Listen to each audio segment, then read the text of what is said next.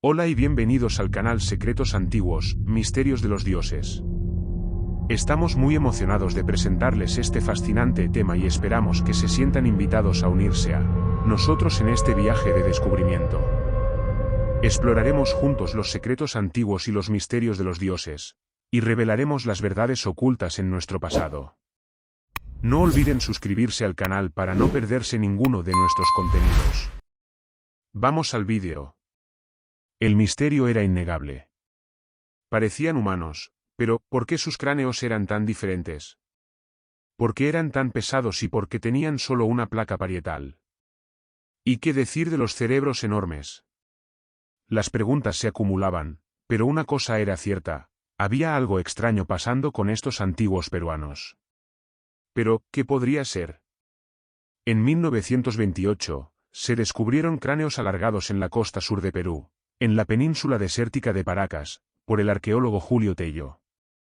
Inicialmente, los científicos creían que las formas inusuales del cráneo podrían ser el resultado de prácticas culturales locales que implicaban el uso de tablas de madera y bandas de tela para remodelar los cráneos de los recién nacidos. Sin embargo, las prácticas de deformación craneal artificial eran conocidas en varias partes del mundo, incluyendo América del Sur, Egipto dinástico, Alemania, Irán y Perú. El descubrimiento de estos cráneos plantea preguntas sobre la presencia de estas prácticas en el antiguo Perú y aún deben ser investigadas. Un examen más detallado mostró varias pistas en la apariencia y el tamaño de los cráneos que indicaban que la forma inusual era natural. Esto significa que eran solo otro tipo de ser humano.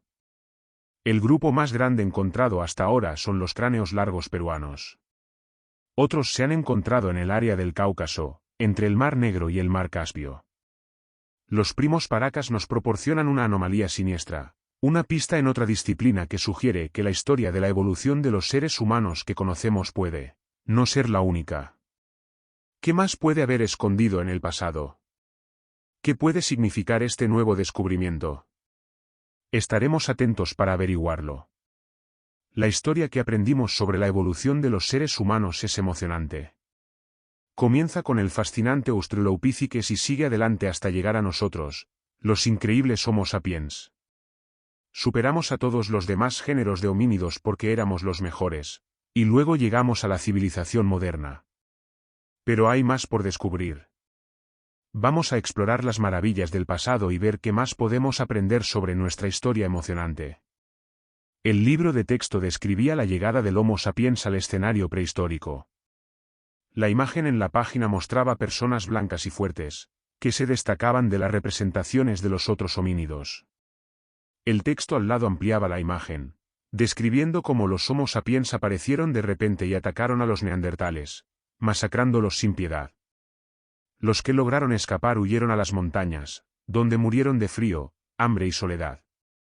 El Homo sapiens se había desarrollado a un estado de perfección y ahora llegaba para ocupar su lugar en la historia de la humanidad. Me sorprendió leer que el Homo sapiens se había desarrollado a un estado de perfección. Aunque puedo estar de acuerdo en que las personas descritas son altas, fuertes y bonitas, la descripción de que eran blancas no me pareció encajar. Eso me hizo sentir incómodo y me llevó a buscar más información sobre la prehistoria, donde encontré indicios de que la historia no era tan clara y organizada como parecía. En la década de 1990, paleontólogos descubrieron una aldea prehistórica en Francia con huesos de neandertales y Homo sapiens juntos. Esto cambió la forma en que pensábamos sobre los neandertales, mostrando que eran personas como nosotros. Como resultado, los artistas de reconstrucción facial forense tuvieron que repensar la apariencia de nuestros antepasados neandertales. Un día, mientras hojeaba un periódico, encontré una foto de un neandertal que parecía menos simiesco de lo que imaginaba. Esto me hizo curioso si los neandertales no habían muerto todos en las montañas y si sus características aún estaban presentes en nuestro ADN. La semana siguiente, visité a un amigo que estudiaba para el doctorado y, cuando el actual campeón de billar de la universidad se levantó, me di cuenta de que era el hombre de la foto del periódico. Esto me abrió la mente sobre la herencia neandertal y me preparó para los descubrimientos de paleontología y ADN en los próximos años, que mostraron la diversidad de la población humana en tiempos antiguos. La procreación entre neandertales, denisovanos y Homo sapiens ya ha sido demostrada en el registro de ADN. Encontramos a Otzi mientras se descongelaba gradualmente en un glaciar derretido en el Tirol italiano. Otzi era un hombre que vivió hace unos 5.000 años, en una época en que, según mis libros de texto, las personas debían vivir en cuevas, vistiendo pieles de animales. Sin embargo, Otzi no encajaba en ese estereotipo. Llevaba ropa bien hecha, con diferentes tipos de puntos y tejidos, y usaba aislamiento tanto en la ropa como en los zapatos. También se afeitaba y cuidaba la salud de sus dientes. Además, llevaba una bolsa con utensilios cuidadosamente elaborados. Otzi era como nosotros. La sofisticación de Otzi, el hombre del hielo, refuerza lo que se mencionó anteriormente en un libro que cité. Llegamos de repente ya inteligentes y con mentalidad tecnológica. ¿Cómo explicamos eso? De nuevo, de repente, en la antigua Sumeria, encontramos un conjunto familiar de fenómenos: agricultura, irrigación, paisajes urbanos, canales, saneamiento, escritura, matemáticas, bancos, astronomía y cronometría. Y luego, de repente, estas cosas surgieron por todo el mundo. El arte y los artefactos de estas nuevas sociedades nos muestran un cuadro realmente extraño, una panoplia de seres, grandes y pequeños, humanos e híbridos, apuntando a una historia mucho más antigua y mucho más compleja del inicio de la raza humana. Cuanto más investigamos sobre los seres humanos, más interesantes y misteriosos se vuelven nuestros orígenes. Lo que estamos desenterrando ahora, y lo que las nuevas pruebas de ADN parecen confirmar, coincide con el folclore de muchas culturas indígenas: los seres humanos vienen en todo tipo de formas y tamaños, y que en el pasado la diversidad era aún mayor. Tal vez los hobbits, trolls, personas pequeñas y gigantes de las leyendas sean más reales de lo que imaginábamos. Por ejemplo, considere los gigantes. Todo estudiante de latín está familiarizado con el escritor Plinio.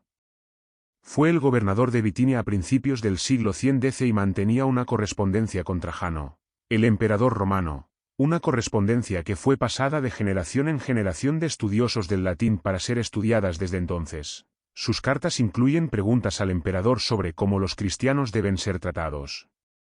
También se refiere de pasada a un gigante de 2,97 metros de altura que fue traído de Arabia a Roma, donde fue celebrado como un semidios. Flavio Josefo, casi contemporáneo de Plinio, también menciona rápidamente la existencia de seres humanos gigantes de carne y hueso.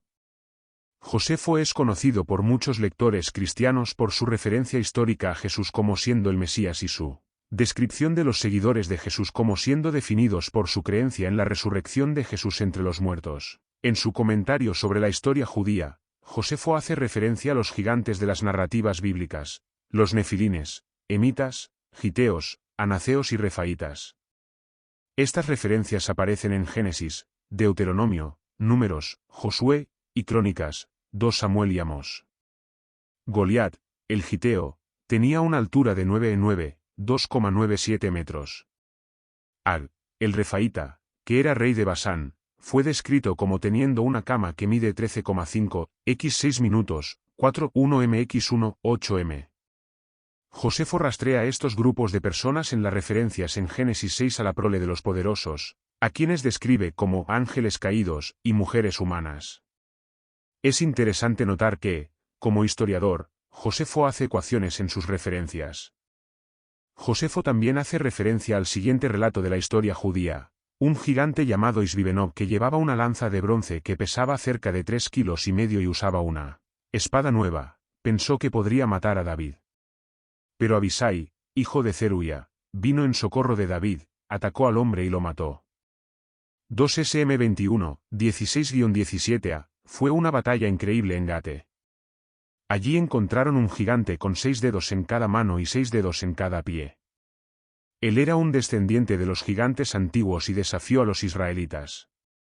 Jonatán, hijo del hermano de David, Samaa, vino en su socorro y lo derrotó. Aquellos que fueron muertos por David y sus hombres eran descendientes de los gigantes de Gate. Y Crónicas 20, 5-8, al relatar la historia nuevamente, Josefo atribuye una altura de 2,75 metros al gigante víctima del sobrino de David, Jonatán. Es increíble pensar que estos gigantes existieron de verdad. Durante la época de Josué había gigantes cuyos cuerpos y rostros eran tan diferentes de las personas normales que causaban terror. Los huesos de estos hombres todavía pueden verse hasta hoy. Josefo establece una conexión entre las mitologías griegas y la referencia de Génesis 6, considerando estas referencias como memorias de la historia y no como ficción. Él apunta los restos del esqueleto como confirmación del hecho. Recientes descubrimientos arqueológicos encontraron restos de esqueletos gigantes con 6 dedos en las manos y pies, semejantes al gigante mencionado en el relato sobre el sobrino del rey David. Curiosamente, un hallazgo del siglo XIX en Noble Country, Ohio, también reveló restos mortales de humanos, o homínidos, de 8 pies de altura con 6 dedos en las manos y pies y una mandíbula con todos los dientes siendo molares.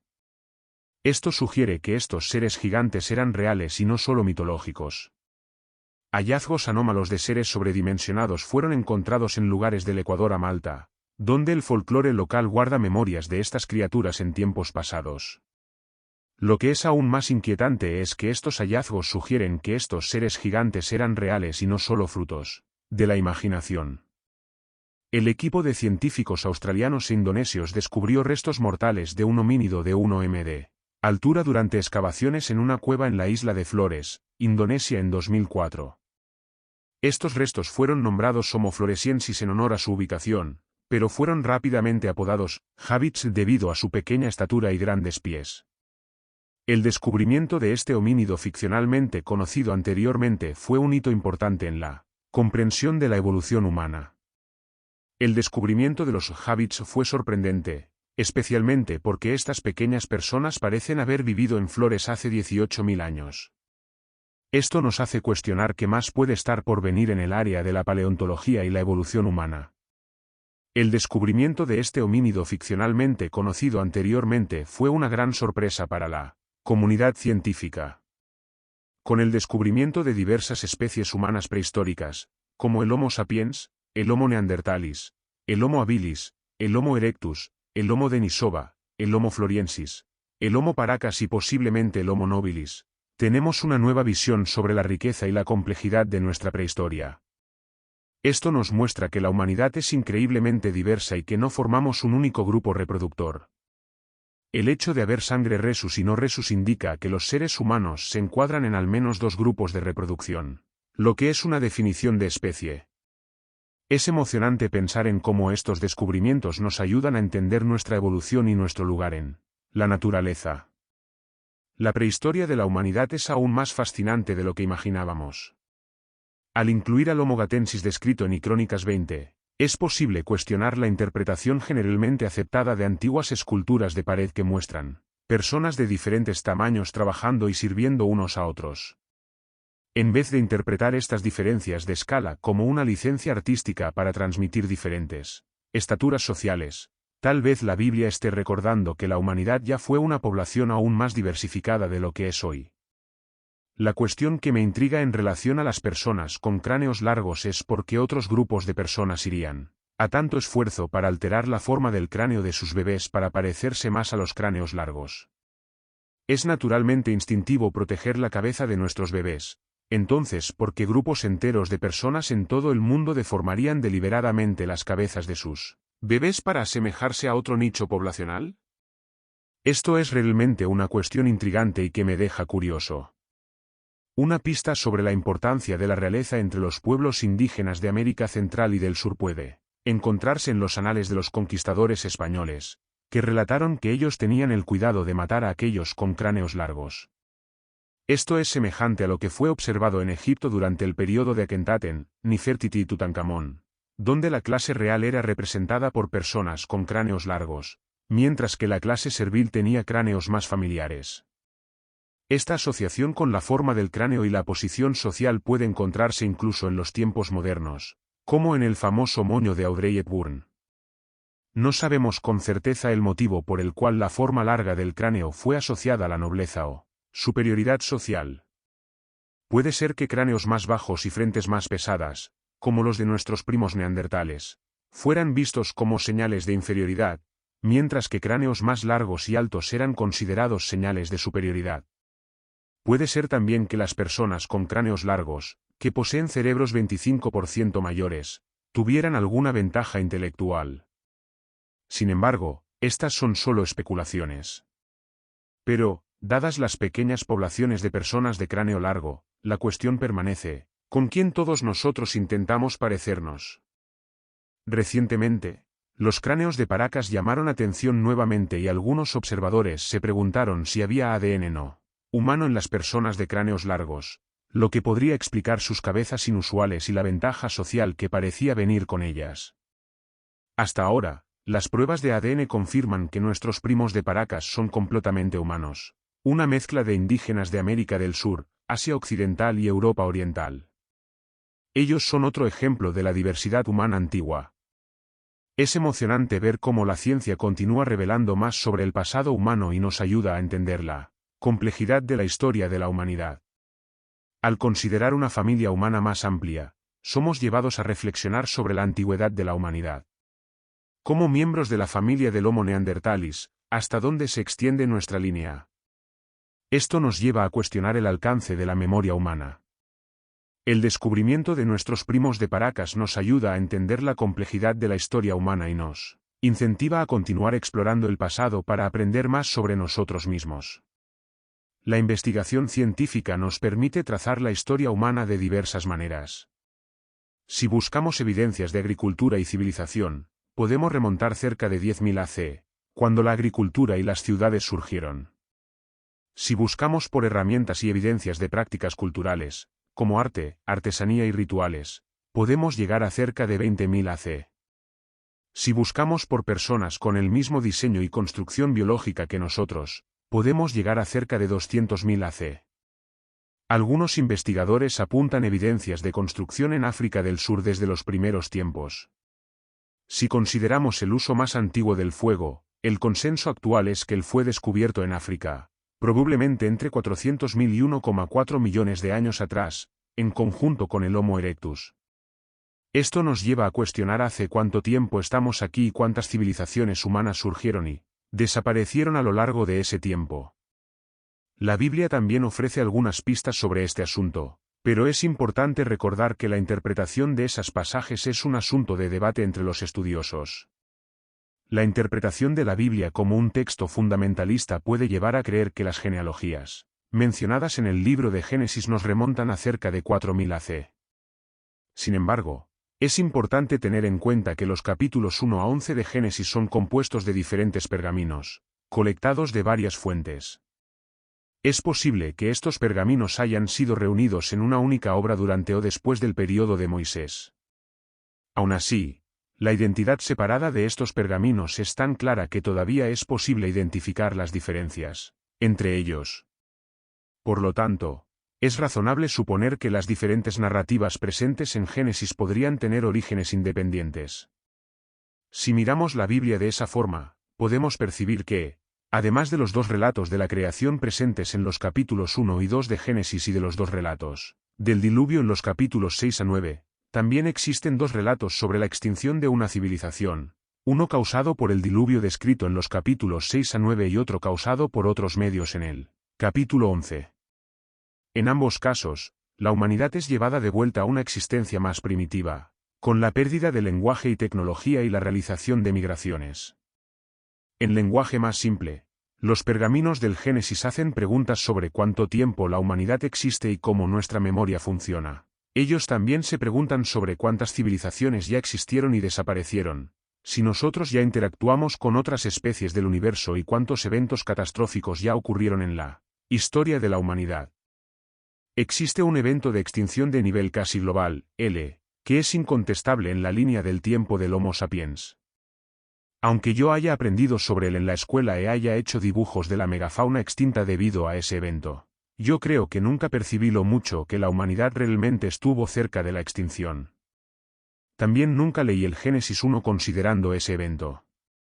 Yo sabía hace mucho tiempo que la última era del hielo fue un periodo difícil para humanos y animales. Yo sabía que el congelamiento rápido causó la extinción de tigres dientes de sable, mamuts y rinocerontes lanosos, un proceso dramatizado en la película El día después de mañana. Hace cerca de 12.800 años atrás, El planeta sufrió un impacto catastrófico que causó incendios en el cielo, inundaciones y la destrucción de cerca del 75% de la megafauna de América del Norte. Este evento puso a la humanidad en riesgo de extinción. El encuentro con el cometa Clovis fue una tragedia que cambió el planeta para siempre. Al entender las consecuencias de ese evento, podemos imaginar cómo nuestros ancestros lo interpretaron y cómo lidiaron con él. Por primera vez, yo me pregunto si la historia de Génesis 1 no es sobre la creación, sino sobre la recuperación después de un desastre. Es emocionante pensar en cómo nuestros antepasados sobrevivieron a un evento tan catastrófico y consiguieron reponerse. Muchas gracias por ver el vídeo. Espero que hayan disfrutado de este fascinante tema.